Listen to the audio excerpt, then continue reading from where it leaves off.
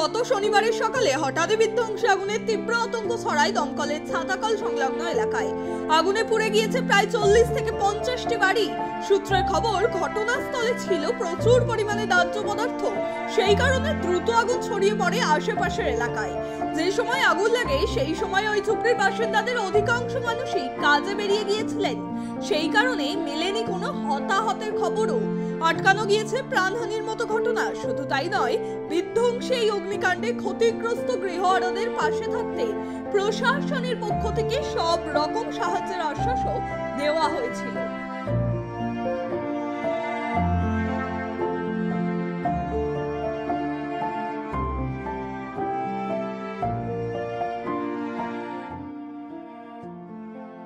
এই বস্তিতে এসে আমাদের এর মধ্যে নাকি ওখানে আমরা আগুন পাতে গেছি, আমাদের এর মধ্যে এসে ঢুকে গিয়ে কিছু বের করতে পারি নেই, ঠাকুর কাপড় না কিছু পারি নেই। এখন এসবই খোলাচ্ছে। আমরা কাজে গেলাম না, কাজেতে আসি দেখি সব পরিষ্কার ফিনিশ। আসি এই যে যে অবস্থা দেখতে যায় এই অবস্থায় আর না কিচ্ছু না। আমরা একদম পোড়া শেষ পানা হয়ে গেলে তারপর আমরা কাজেতে ফেরিস। এখন এই এতে থাকতে শনিবারের যেখান থেকে পুড়ে গেছে সেই দুপুরবেলাতে চলে গেছে। আর এই তো এখন এখানে থাকছে ওই লিখি পুড়ি দিয়েছে, টাকা ব্যাংকের অ্যাকাউন্টটা না আছে টাকা দেবে। অ্যাকাউন্টটা নিয়ে আমার প্যান কার্ড ছিল, আধার কার্ড ছিল, তো পুড়ে গেছে।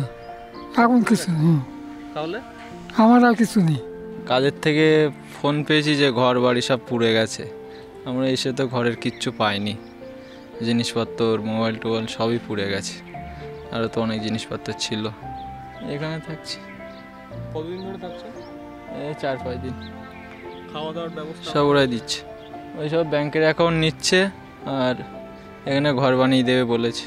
দমদম লোকসভা কেন্দ্রের অন্তর্গত দমদম পৌরসভার ছাতাকল বস্তিতে শনিবার ভয়াবহ আগুন লাগে এবং যে জায়গায় আমরা দাঁড়িয়ে রয়েছি সেখানে কিন্তু আজকে মঙ্গলবার, সেখানে কিন্তু এখনও পর্যন্ত ধোঁয়া বেরোচ্ছে, এখনও অগ্নিগর্ভ হয়ে রয়েছে সেই জায়গা। এখনও পর্যন্ত কিন্তু আগুন নিভে যায়নি। এখানে যে শয়ে শয়ে পরিবার ছিল তাদের দমদম পৌরসভার তরফে পাশের একটি সরকারি আবাসনে থাকার ব্যবস্থা করা হয়েছে এবং পৌরসভার তরফে তাদের 3 বেলার খাওয়া দাওয়ারও ব্যবস্থা করা হয়েছে। এবং স্থানীয় কাউন্সিলরের যেটা বক্তব্য, তিনি যেটা বলছেন, সরকারের সঙ্গে তাদের কথাবার্তা হয়েছে এবং যারা এখানে ক্ষতিগ্রস্ত হয়েছেন, যারা নিঃস্ব হয়েছেন তাদের ক্ষতিপূরণের ব্যবস্থা তারা করবেন। এবং এই যে বস্তিতে তারা বাসস্থান হারিয়েছেন, আকাশের তলায় মাথার ছাদ হারিয়েছেন, তাদের কিন্তু সেই বাসস্থান গড়ে দেওয়ারও কাজ করবেন স্থানীয় পৌরসভা এবং সরকারের তরফে। ক্যামেরায় স্বপন রায়ের সঙ্গে অভ্রদীপ দাসের রিপোর্ট, ট্রাইব টিভি, কলকাতা।